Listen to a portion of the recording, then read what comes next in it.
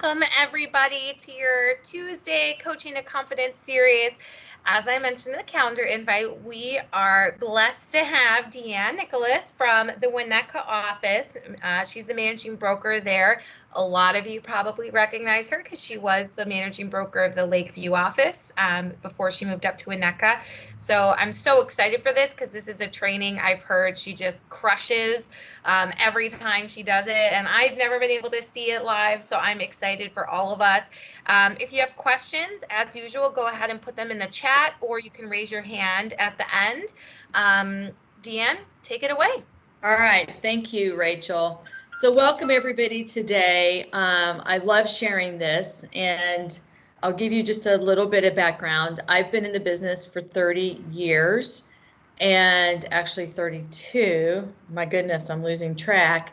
But I was a top producing agent. I've been a top producing agent in 3 markets.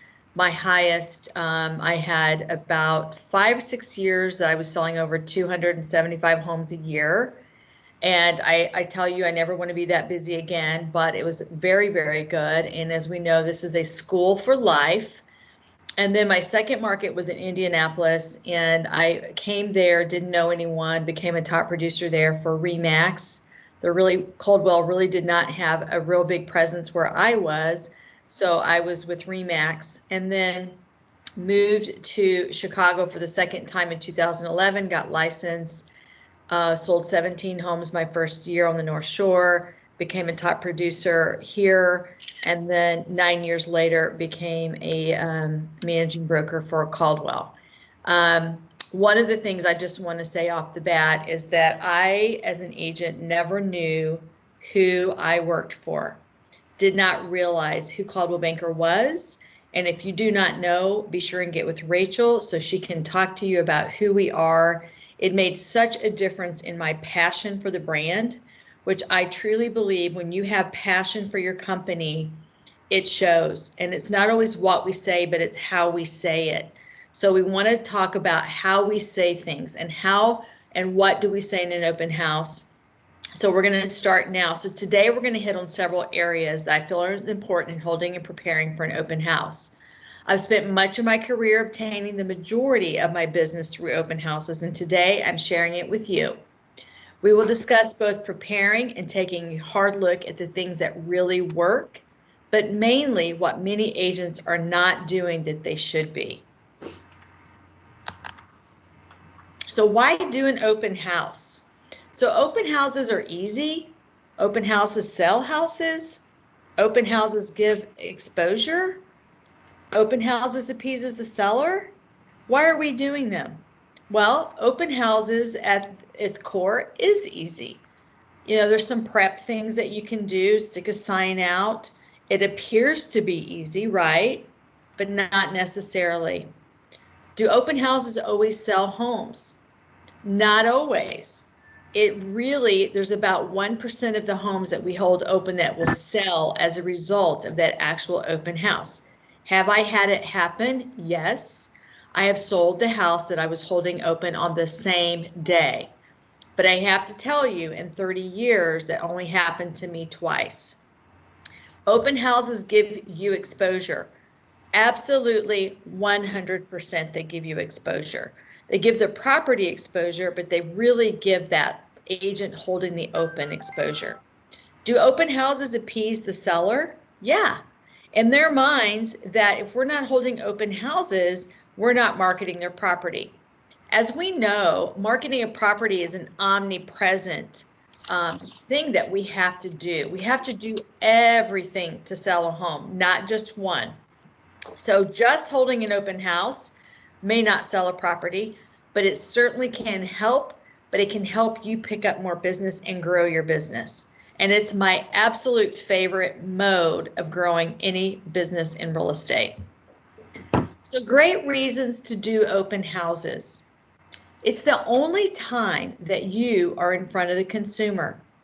They are as valuable as gold. You're directly in front of your future income. You're exposing both the property and yourself to the public. They can't hide behind email and texts. you're in front of them and you have just this short window to make an impression. So we're going to be talking about this too. There are two kinds of preparation for open houses. The physical stuff is easy. Anybody can do the physical prep. But there's also the mental. So the first thing that you want to do when you're holding an open house, and this is your listing or if you're holding another agent's listing open, is to pull the comps above and beneath the price range of the home you're holding open. So let's say that you've got a $500,000 listing. What are the chances that that buyer coming in really can go 750, 800, but they want to know, what is a $500,000? Maybe I don't have to spend that much. Maybe I'll just spend 500,000. Also, that 500,000 could be somebody's reach. Maybe they're really a 3 to 350, but they want to know that, what does 500,000 look like? What's the difference? What does my money and my investment gain me with just that difference of price? So you're going to get people with all different kinds of scenarios. You want to be completely prepared. So if you're holding a $500,000 listing open, what do you want to do? You want to pull a couple of 100,000 above and it maybe 150 below. See what's out there. And especially if you're in a building and you've got 5 listings in there, if you haven't seen those physically, make sure the week before for your open house prep that you've pulled those off, that you've looked through all the pictures, that you've compared mechanicals, updates, all of that to find out how it compares to the one you're holding open. And I'll tell you why. If the property you're holding open doesn't work, what's the possibility that one of these others might work? There's a huge possibility it might work. You may have one with an in-unit washer and dryer and the other one, and the one you're holding open doesn't have one. Maybe that's the one thing that makes the difference. So you want to make sure that you know the inventory. I'm just going to ask everybody to mute if you would. So 1-page summary and the agent full info. So you want to make sure that you have information on everything that you're competing with, okay? So that you're informed. You're going to put flyers out the day before in the door with a rubber band. Now in the city, I know this is a little bit harder, but if you know 2 weeks out that you're going to hold an open, create some postcards to send out before for your open house. You could also do a pick your neighbor open house just for the building or just for the neighborhood. That I've gotten listings off of before. So you're going to put it on social media, boosted ads at least 4 days ahead of the open house.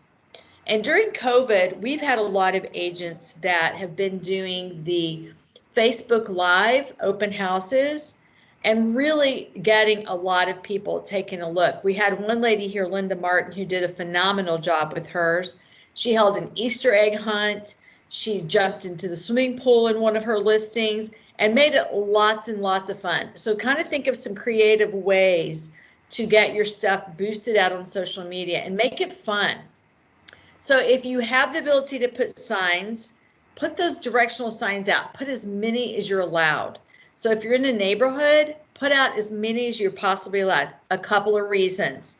Obviously, we want people coming to your open house, but we also want them to see your name over and over and over, so that if they're driving different streets, your name is right there. There's something about the brain when it takes information, they're going to remember your name. Maybe you're a brand new agent, but in their mind, you're everywhere. That is exactly what you're trying to achieve. So the right frame of mind. So a successful mental preparation for an open house, and some would say, well, why would you have to be mentally prepared? Because if you're not going to get the most out of this open house that you could have. The successful mental preparation is key for so many reasons. Energy level, show up early. Be completely informed on the market around you. Like I said, have pulled those listings, clicked through the photos, did a comparison. You know the inventory, know the numbers, what has sold in that building, what price was the average price per square foot, what was the average number of days it was on the market, what was the condition of those units. Show up. Collect as much information about the property as you can. Get a list of all updates. If it's your listing, updates and when those took place. Utilities. What does it cost to operate this property? Survey, floor plans, everything you can get your hands on. And why? Because the more information someone has, the quicker they can make a decision. There's no stone turned that's not turned. You have thought of everything. You have the operations costs, you have the floor plan, you have the photos, you have the updates, the ages of everything and when it happened. This is huge, and this will separate you from your other competition out there. Because we all know that we're competing daily for business, but more than that, you want to be the most informed agent that they meet that day, and you can do it. So put your music on. So why would we put music on in an open house? Several years ago, I was doing a study because I love music. But also, if you notice when you go to the store, there's music playing. Different venues have different kinds of music that have different effects on the brain. Studies have shown when there's music playing, people stay longer. So it affects the brain and it has all these amazing side effects. When someone hears music, it can completely change their mood. Why have it in an open house? Because they're going to stay longer when you have that music playing. The other part of this is you are creating an environment that is so different than the other people's opens that they're going to attend that day. They're going to walk into yours. It's going to smell good. It's going to sound good. You're going to be totally informed with all this information. Your whole open house is going to feel completely different than any other open house that they visit that day. That is exactly what you're trying to create. You want to make it memorable for lots of reasons, to make the space feel amazing, but also that they can see you're a professional, that you went the extra mile, that you put energy into this. And that's why we have to show up with the right mindset. So show up with intent. That is really a huge word, even though it only has 6 letters. It's a big word because intent has everything in the world to do with success. And when we live our life with intention, amazing things happen. So there's someone you're supposed to meet and someone who is supposed to meet you. That was a quote that I said before every single open house. There is someone you're supposed to meet and someone who is supposed to meet you. Now, I always did 2 open houses and I would do 2 different price points, because typically what would happen if I had one that didn't have a great show, the other one would be just crazy busy. So one or the other, I would have great people and a great turnout. And sometimes we don't. It depends on so many ancillary things, weather, what's happening in the area, all kinds of things. But if you show up with intent, fully informed, professional, it's a success. So make your marketing materials, put them all in the kitchen. Why? Because it's typically kind of the center of the house. But I want to talk to you about taking charge of that open house without the people walking through the door even realizing it. You're going to put your music in the center of the home. You're going to put it where it can kind of be heard throughout the house. The other thing is, you notice on this picture, I've got this girl who's opening the door to welcome you in. That is not what I want you to do. And I'm showing you this because most buyers feel like they're going to have to fight the realtor to get through the house, and they don't want to have to really be sold. They feel like, you know, I don't want to have to push through and deal with this person. So we want to create an environment that they feel they have a ton of autonomy. So you're going to put the music in the center of the home. You're going to put all the marketing materials in your sign-in sheet in the kitchen. If you're holding someone else's home open, I always put their marketing materials away except for the pieces that I really need, like floor plans, updates, and I come prepared with my own pieces for that open. It'll say hosted by Deanne Nicholas. And guys, I've done this for years. It works, and you're there to market yourself.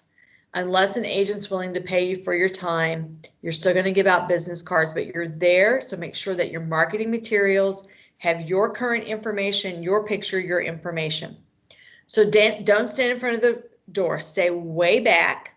So maybe back in the doorway of like the dining room, the kitchen area, but not at the front door. I've seen buyers completely stop in front of a house, see the agent, and just keep driving. They're like, I can't. I don't want to deal with these people. I don't want to be sold. I just want to see the house. So you'll get that. We want to make sure that they feel very good coming in, that they have a little bit of autonomy. We got this nice music going, and it smells good, and maybe you've got some takeaway snacks in the kitchen. You're going to stand back and you're going to say, hey, hi, how are you? I'm Deanne Nicholas. Thanks so much for coming in. You know, because of the floor plan here, I'm going to ask you, maybe going left is a better way to go. And when you get to the kitchen, I'm going to ask you to sign in. So did you notice how I said that? Very soft, but I'm already controlling my open house. Very softly. I'm not standing up by them. I'm not greeting them. I'm not handing them anything, but I'm letting them know the expectation. So let's say they wander around and they finally get to the kitchen. Jane, thanks so much for coming in. You know, I see that you've been in before, and you said you've been in another open house. Do you have any questions? Let me know. If you don't mind, I'm going to have you sign in again. And I always follow up. So I usually do that the first part of the week. So you know what? I say that in a way that does not put any pressure on them, but lets them know I'm going to follow up. So again, I'm letting them know how I hold an open house, how I work. So the other thing I want you to do is to just have a conversation with them. So what brought you out today? Now in the burbs, if it's somebody from the city, we know they're from the city. We can tell they dress a certain way. It's usually a younger couple starting a family. So there's a lot of telltale signs, and maybe not so much in the city can you tell, but we can out here. So usually I know. So the house is ready. Now you're ready. You've got everything in the back. Your music's on. Your treats are in the kitchen. It smells good. You're ready to go. You're opening the door. You're staying back. You're not going to greet them at the door. Stand in the center area of the home. When they come in, you will say, hi, thanks for coming in today. Take your time. And when you get to the kitchen, I'll have you sign in. Simple as that. And kind of turn away a little bit. Why? Because the body language is saying, I trust you to walk around in here. We're going to connect in a little bit. I'll see you in the kitchen when you get ready to sign in. It's all subliminal. When the buyer signs in, since it's COVID, you can sign in for them if you don't want to keep using the pens and cleaning the pens. So this is a great way for you to get the real information. It's very hard for people to lie to you when they're standing in front of you. Also, if you use an open house app for your iPad or your computer, statistics have shown and studies have shown that it's very hard for people to lie when they are typing. So that's just a little extra info for you. I haven't really had that happen to me. I had a couple years ago that came in, asked him to sign in, and she whispered something under her breath. And I said, did you just tell him to write down a bogus phone number? They could not stop laughing because they were busted. I totally got them. So he did write the right, phone number. I ended up following up with them, and they weren't really looking hard, but I did follow up. But you will have the occasional person who writes down a bogus email and phone number. And if they do, they weren't serious about working with anybody right now, so it's okay. So use that COVID as a great example for you to do the sign in for them so you can write it legibly and be able to follow up with them. So things to do and say during the open house. So you've led the buyer to the sign-in sheet already. So make a note as to what they filled out. You need the phone number, and I should put that all in caps because that is your paycheck. That phone number over the email any day. It's very hard to hide behind a phone number, very easy to hide behind an email. I would never text a buyer without having had a conversation and realizing that we might be working together. You want to establish that connection, and also if you are going to be working together before you ever text somebody. I feel like text is pretty personal, and until we get going, I'm not going to text them. So it's your job to get the information. It's your job to get the phone number. Which is more important, email or phone? It's phone number every single time in my book. Take a note of their names when they write it down and use it no less than 3 times during their visit. How and when to use their name. So I'm just going to give you a couple examples. And why would I say use their name no less than 3 times during the open house? Because we all love the sound of our name. It is a natural thing that each one of us carries. It's familiar, and you have a short amount of time to try and build a rapport with these people. So what I say to agents, if it's a husband and wife, you want to concentrate on the wife more often, especially if you yourself are a female agent. Why? Because there are strange people out there. People get jealous sometimes. They don't want you putting too much attention onto the husband. And if you're a male, you're going to address both, showing respect to the woman, addressing the husband too. So I mix it up, and here's an example. We're on the first floor. They just signed in, and maybe I'm going to lean over and double check because I couldn't read the name. I'm going to say, oh, okay, Alexandria.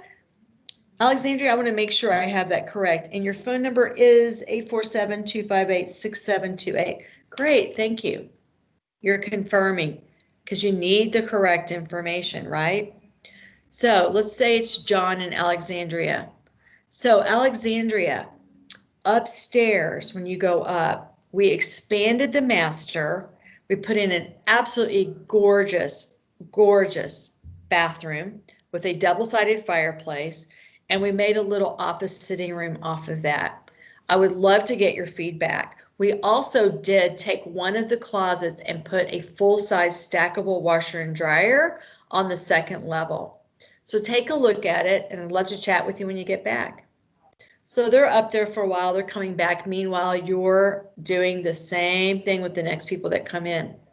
Now they come back down the stairs, and let's just, for the purpose of example, say we have a basement. So now this is Alexandria and John coming back. John, what did you think about that? Is that awesome or what? Every single one of those bedrooms have an ensuite bath. Every single one of those have a walk-in closet. That is so hard to find in this neighborhood. So a ton of added value there. Did you have any questions for me about the second level? So then you're just having a conversation. So now you've used John's name. So John and Alexandria, when you head down to the basement, we did just get a brand new liner put into the fireplace. We put gas logs in because the sellers just didn't want to have to deal with the mess. And we went ahead, the bathroom was plumbed, so we went ahead and finished it out. So you have a living room, a bedroom, and a full bath down there, and then just a storage area.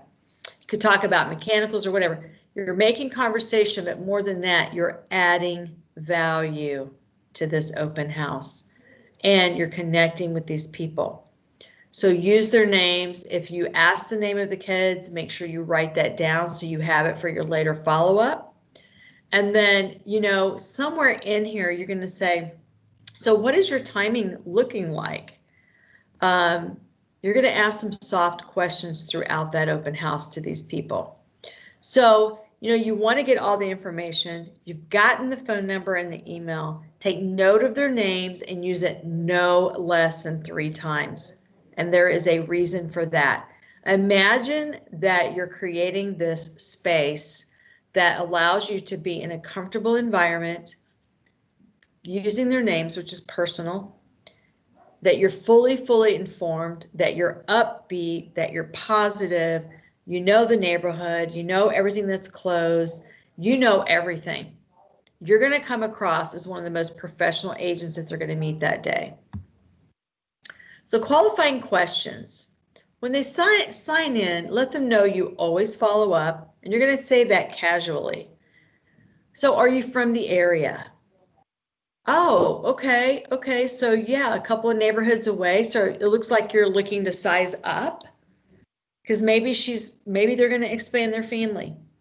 So are you working with the North Shore? And I use the North Shore because that's where I am currently, but you could say, are you working with a Chicagoland real estate expert?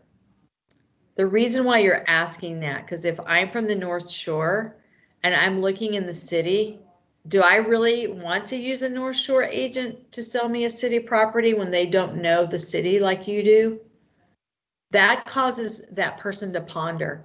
When I get them on the North Shore at an open house and I say, oh, are you currently working with a North Shore real estate expert? And they're not.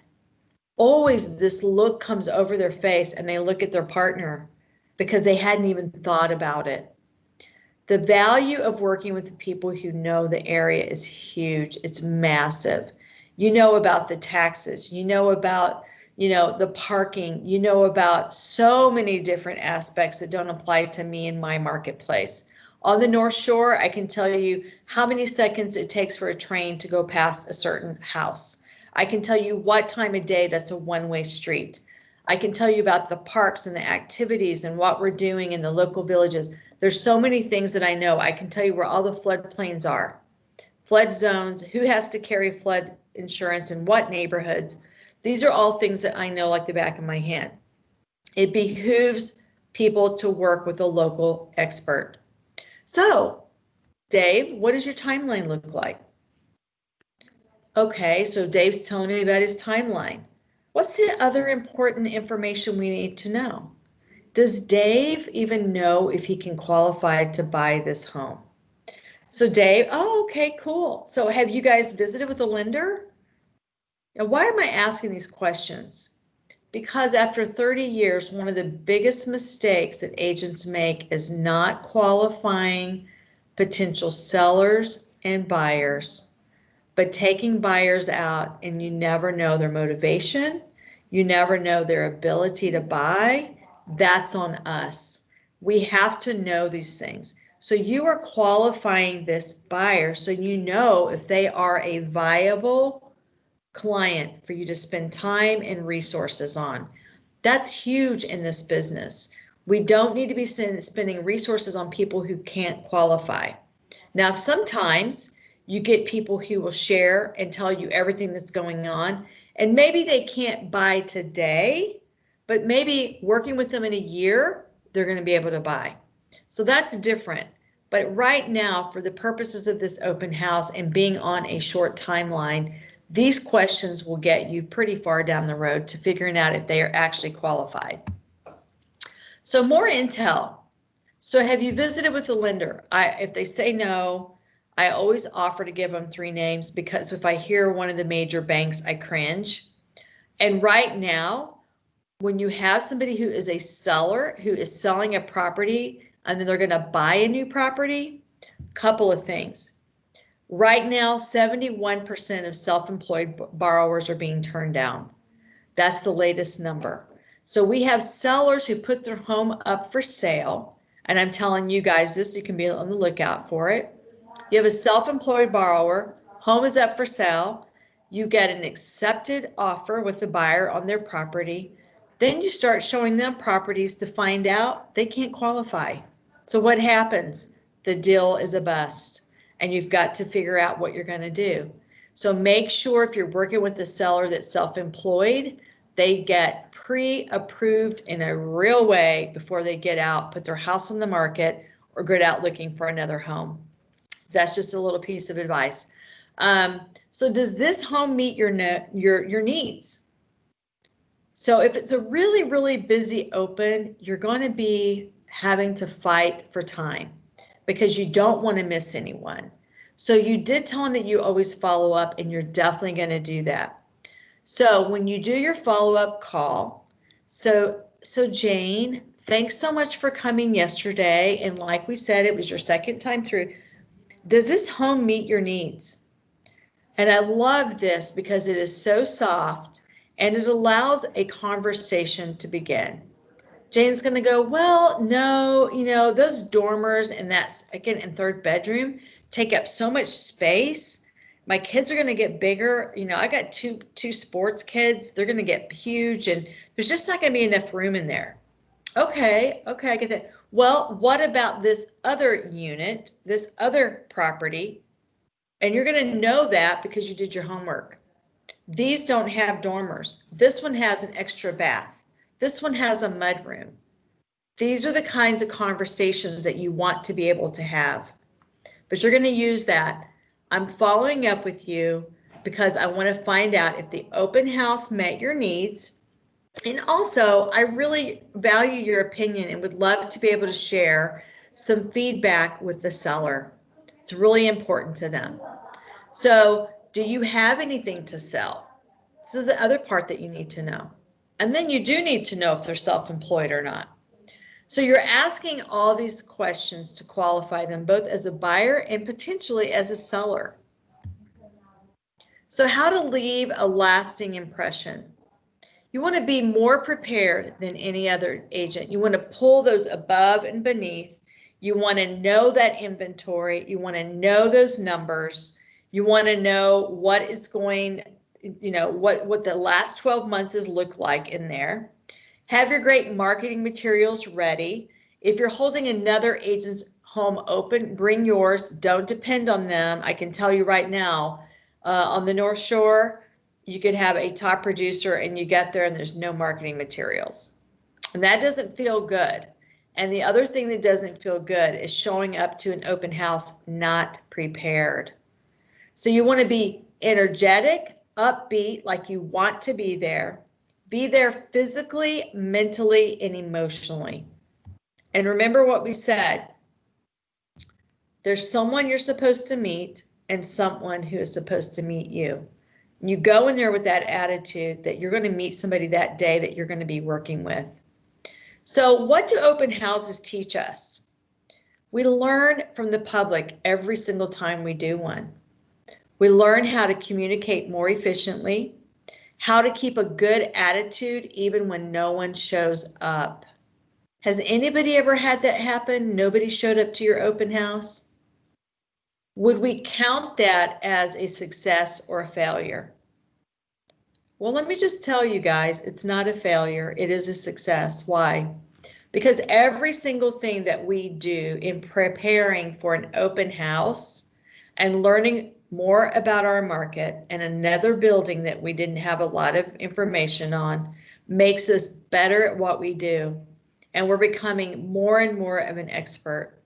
So it's always, always a success. So we're learning more about the market. We're becoming experts, greater confidence in ourselves.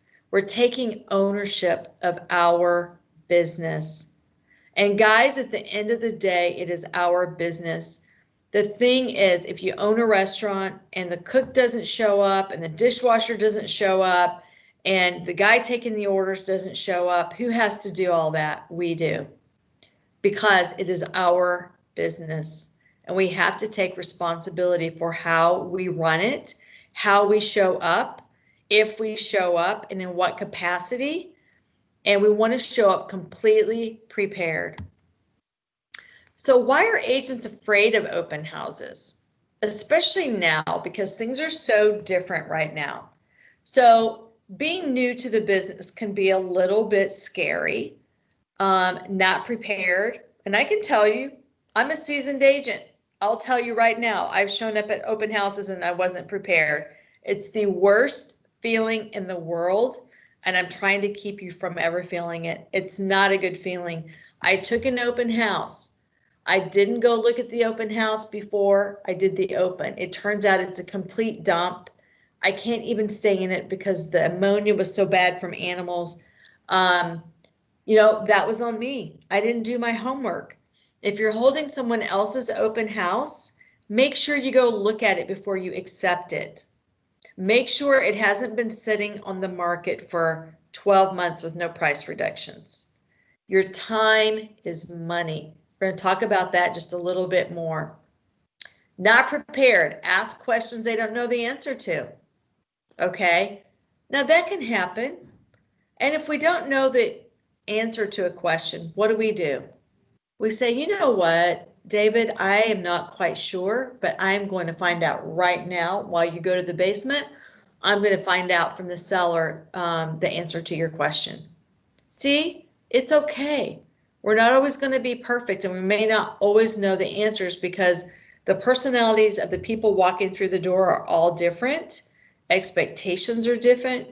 Their life peripherals are different. A lot of things. So just say you don't know, but you're going to get the answers. So some agents don't feel confident in themselves yet because they're newer, afraid of rejection. And we've all heard the quote, and I absolutely love it. You can't lose something you never had. And you don't truly have them until you have a signed buyer agent agreement. So you're not being rejected because someone doesn't answer your phone call or doesn't text right back or doesn't answer your email. We're going to talk about that incubation process. Afraid buyers know more than they do. Okay, granted, the buyers have a ton of information at their fingertips right now. But what they don't have is years and years of experience and the intel that agents have, that we know so much about the process because if we've been in this business for any length of time, there's a lot of things that pop up that we don't get shaken about because we've seen it before. We're there to guide them, counsel them, help them through the process. They don't know more than you do. We talked about when, you know, the consumer has Redfin and they have Realtor.com and they have Zillow, they have all these numbers and all this data. But when it comes down to it, the power ends at the threshold, guys. You're still extremely valuable. That data cannot replace. So the buyer doesn't know more than you do. They fear they may succeed. And people laugh at this, but I want to discuss that with you. There are people who are afraid they're going to succeed because we have people in this business who've been in it that don't read, they don't check their emails, they don't learn how to do the different things that we have available, they don't know how to go to dotloop and do a contract. They're scared to death because this person said yes, because they've been in the business now a year and they have not taken the time or invested the time in their own business to learn the very foundational parts of this business and being successful. How embarrassing to be a new agent, even 6 months into this, 3 months into this, and you've got a yes, but we don't know how to write a contract because we never paid attention, or we never educated ourselves, or we never logged in to do some practice runs, and we never showed up to any of the educational opportunities that we have. Show up, guys. It's so, so important. Okay, because this is your business. This is your livelihood, and it's important. So if you aim for nothing, you will hit it every single time. We all know who Zig Ziglar is if you've been around for any length of time in sales, an amazing teacher. So I have a quote that says, our mind must reach our destination before our business does and our life does.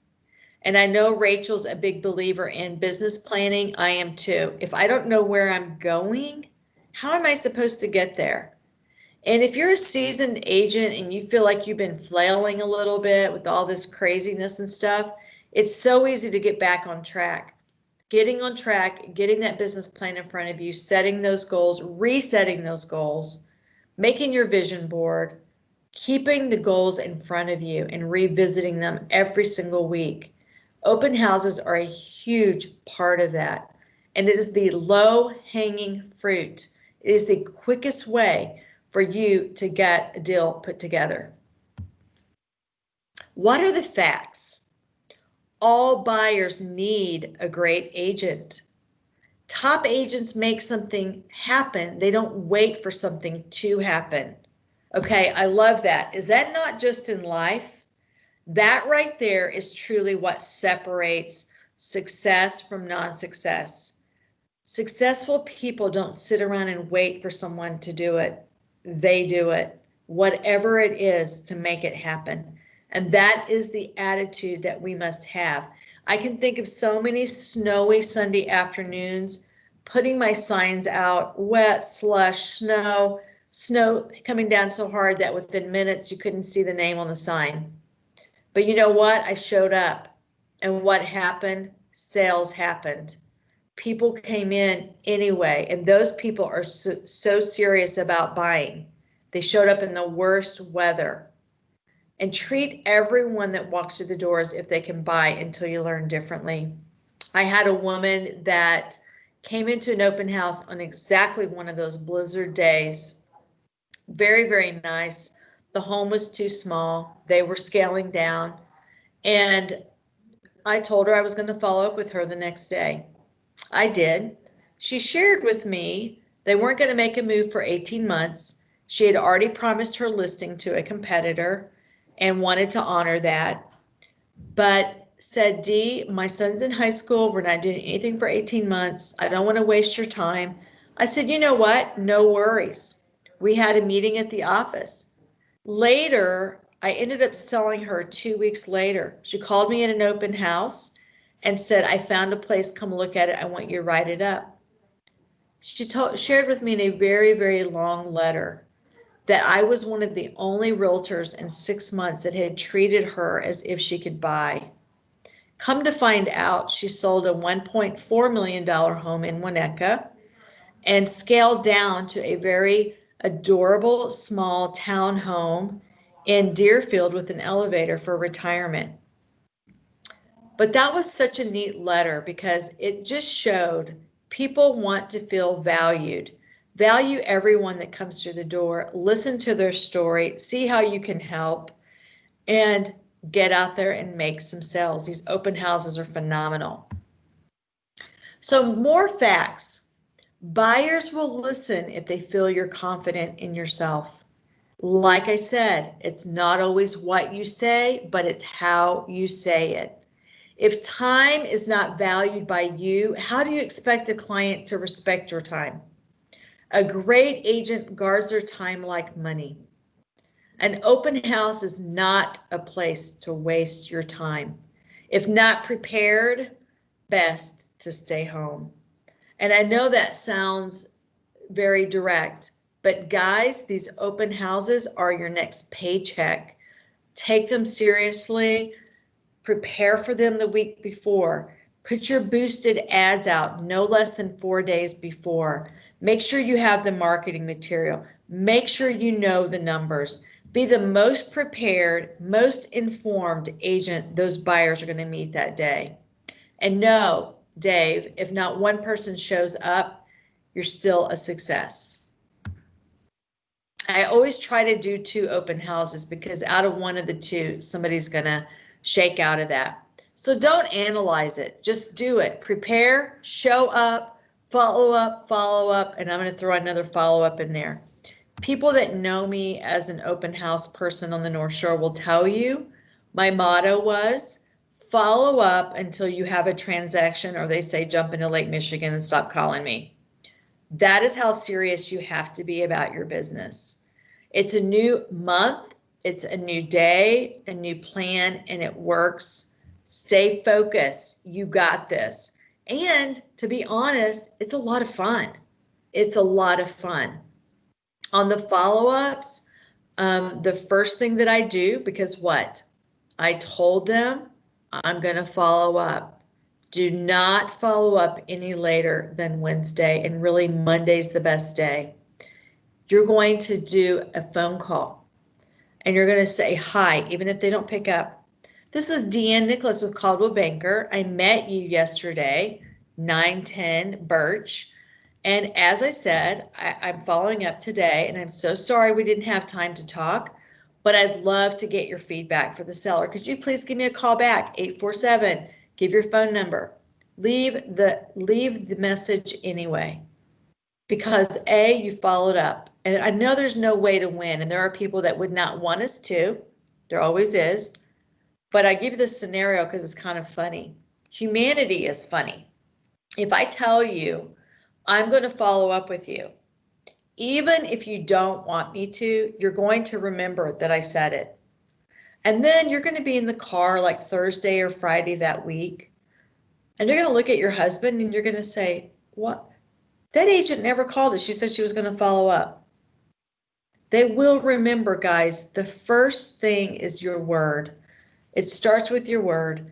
And when you keep your word, even if they didn't want you to, it's the best way to run your business. Secondly, it's kind of like going into a store and people aren't asking you if you need help. And you look and you're like, I can't believe nobody's even asking me if I need help. There's never a true way to win, but go the road where you're keeping your word. And they will write you testimonials and say, Dee said she was going to do this. David, everything he said to me, he did. Everything he promised, everything he said, he followed up, he executed. And that is one of the biggest business differentiators right there. That you're a person of your word, that the business starts with integrity, ends with integrity. Open houses are amazing. And it was how I got 98%, I kid you not, of my business on the North Shore was open houses. So I would love to open this up for questions. Let me know if anybody has a question. I don't see any questions in the chat. Oh, I'm like super dark. There we go. Oh, thank you so much, Dee. That was so informative and helpful. I hope you guys all picked up a lot of tips from there. Does anybody have any questions? If you want to raise your hand or put something in the chat.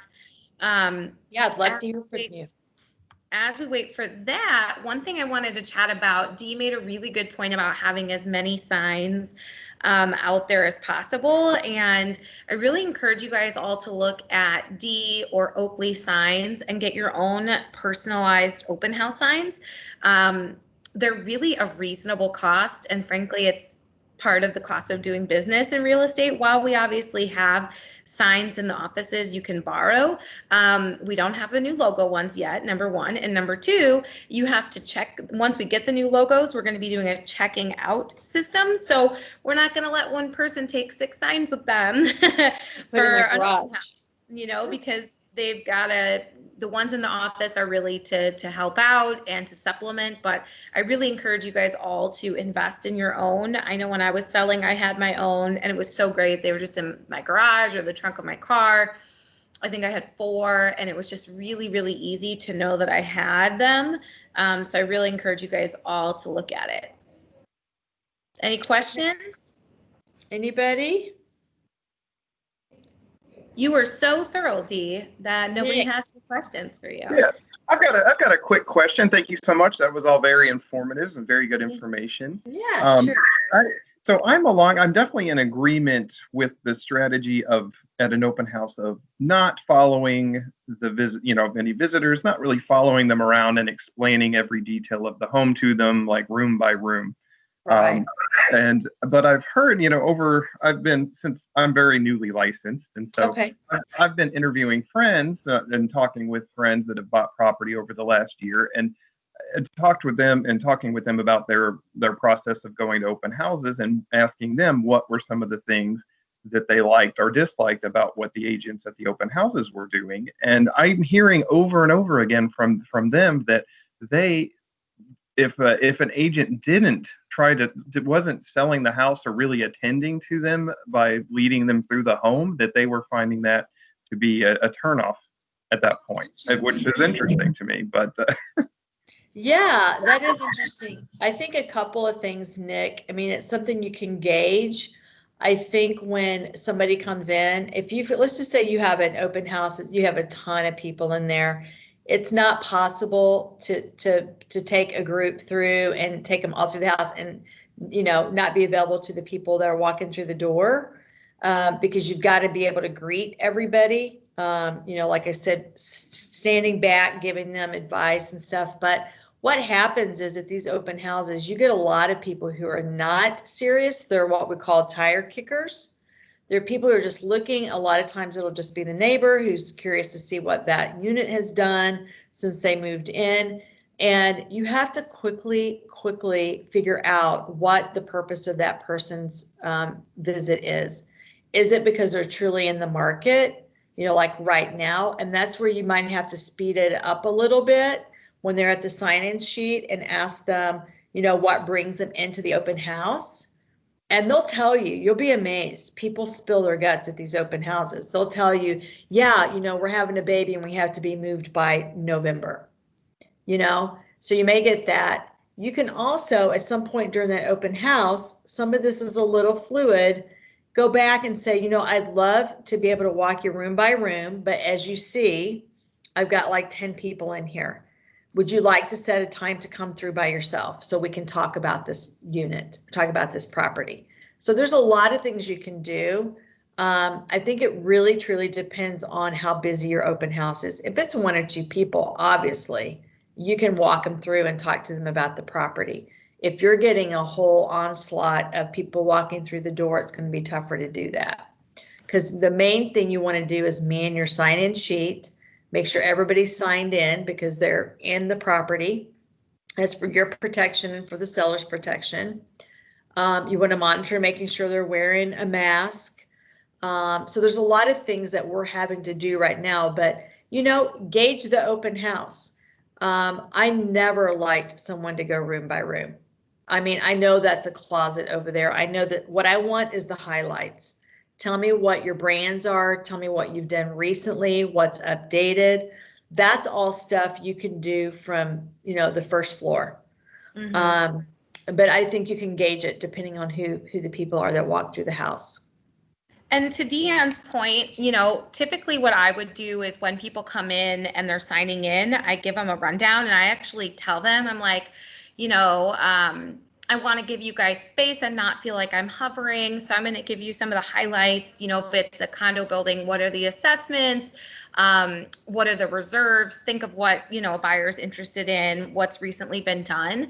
But especially now with COVID, I actually think it's not wise to be following people through the house and showing them. There's just no way you're going to be staying 6 feet apart if you do that. And everybody coming through is probably going to have a different comfortability level. Right. But I would just say, in light of COVID, I want to make sure everyone feels that you have the space you need to go through the home. My name is Nick. Just holler wherever you are. I'm happy to answer questions. The other really important thing to think about, and I know I've talked with our newbies about this, what you do for one, you have to do for all. And you don't want to fall into the trap like I did one time. And it was completely by accident, but I was helping host. There was actually 2 of us because we were hosting like a $1.5 million single family home. So we had 2 people there. And a couple came through and that was it. That was all there was. So I started leading them through and I took them room by room. It was pre-COVID, obviously, and I was doing a great time. While I'm like almost done with it, another couple comes through. So I say goodbye to the first couple and I let the second couple go through on their own. And the second couple technically fell into a minority group, which the first couple didn't. And it just doesn't look good. And while I had no intention of doing that by any means, I just was like, oh my gosh, I'm wrapping up one. Go ahead, get started. But it looks like I gave preferential treatment and I trusted the second group more than I trusted the first group, even though that's not at all what I intended. Nothing bad happened, nobody, whatever, but circumstances have been different. So I really, truly only recommend walking people through if you can control the flow, and you do that with every single group that comes through. You treat them the same. Now, Nick, because I'm in the North Shore and we deal with a lot of 4-level homes, basement, main level, second, third level, it's harder to do that in an open, like you said, if you have a lot of people. One of the things that if I am showing, or if I was showing a home that was very custom, that had a lot of really cool things, there is absolutely nothing better than going to a showing with an agent that knows that house inside and out. It's awesome. It's yummy because they know all of the fun little nooks and crannies. They know all the updates. They know all the fun stuff. And that is so much fun. At an open house, it could be a little trickier, but I like what Rachel said, what you do for one, do for all. And I think that there is a way to sort of walk them through just by telling them what's been happening. But that engagement with the using the name 3 times in the house, seeing them at the bottom of the stairs after they visited the top level, greeting them, talking to them about the lower level, what that's going to look like, and giving them the updates. And I think people like to talk. Couples want to have a conversation on the way up while they're walking around on the second floor, while they're in the basement about that house. And I've had agents follow me and my clients literally on my heels before, and my clients didn't like it. And I had to turn around and say, could you not do that? Oh my gosh, I used to hate that when I was showing property and the listing agent. I'm like, it's a 2-bedroom. I can figure it out. Okay, over there. So Nick, don't worry, you'll get this down, you'll gauge it, and absolutely, yeah. I was the same way when I purchased property recently, and going to open houses like that, the agents being there was my least favorite part, especially if they were going to be, following you every step. Exactly. So I definitely, yeah. So I think as long as you've got that information they're looking for and you're fully informed and can answer their questions and give them the highlights, that's really what people want to know. And like I said, if you come there more prepared and you have the list of updates, when it happened, all the specs, all the costs to operate the unit, from utilities to HOAs to any special assessments, all of that stuff, they're going to be pretty happy when they walk out of there. And also keep in mind that there's 2 types of open houses you're hosting. One is where you're the listing agent and your first goal is to sell that property. Right. And then the other, for many of you on this call who are newer agents, the other is it's somebody else's listing. So somebody else is under the contractual agreement to sell it. Now, would you love the buyer for that property to walk through and want to buy it and you get to represent them? Of course, but it doesn't always happen that way. So your first priority when you're hosting someone else's listing as an open house is to pick up buyers. And so while you do want to anticipate any and all questions you could be asked, you're also looking to pick up cues on maybe you're overhearing them say that they thought the closet space would be better, blah, blah, blah. And you already have a couple properties in the back of your mind that would be good, similar, that aren't open, that they would have to schedule a private showing with you to see. So when I was hosting open houses, I would always take a look at the hot sheet and see what else was new or had a price change in the same area with roughly the same specs. But I try to, in the interest of business, I would try to find things that were 25 to 75K over and things that were a little bit under. So if I heard something different didn't work, I'd be able to say, well, did you see that 3021 Main Street Unit 10? It came on a couple days ago. It's not open today, but if these closets don't work for you, that one has a walk-in main bedroom closet, which is amazing, and also a lot of storage in the lower level. Like I said, it's not open today, but I would happily set up a private showing for you guys. How does tomorrow afternoon work? Yeah. So you can kind of be prepared that way. Perfect. That's that being prepared, guys. That's looking at all of the intel before your open house. That is the best time you can spend. And then get those ads out 4 days before for your boosted ads for that open house. You can do it. Very proud of everybody on this call. And thank you for having me today. Thank you so much, Dee. We are so lucky to be graced by your presence. I will see you tomorrow evening. Thank you so much, everybody on the call. As always, you're welcome to reach out to myself or to Curtis. And of course, Deanne, if you have any questions whatsoever, I will send this recording out in Friday's roundup email. Stay safe, everybody. Talk to you later. Bye. See ya.